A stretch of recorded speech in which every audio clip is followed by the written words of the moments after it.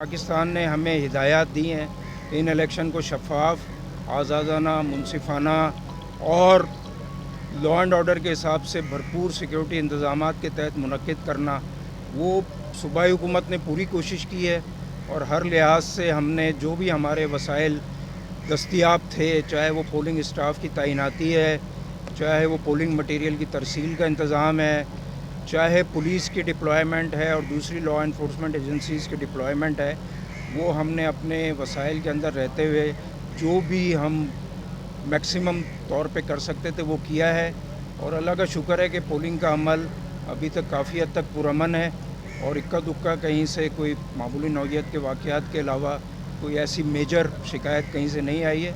और उम्मीद है कि शाम 5 बजे तक, जब तक ये पोलिंग का अमल मुकम्मल नहीं होगा, तमाम हमारी law enforcement agencies high alert पे होंगी और कोशिश करेंगी कि कोई नाखुशगवार वाक़या ना हो।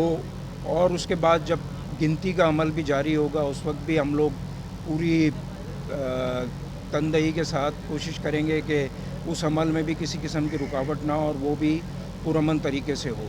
तो इलेक्शन के रिज़ल्ट की जब तक बाकायदा अनाउंसमेंट नहीं हो जाती, सूबाई हुकूमत की पूरी कोशिश होगी कि इस अमल को भरपूर और पुरअमन तरीके से पूरा किया जाए।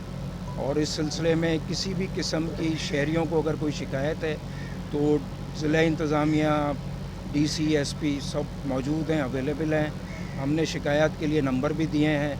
अगर किसी भी शहरी को कोई मसला है तो वो रब्ता कर सकता है और सूबाई हुकूमत की पूरी कोशिश होगी कि हर शहरी को ये मौका फ़राहम किया जाए कि वो अपना हक़ राय दही आज़ादाना तरीके से इस्तेमाल कर सके। शुक्रिया।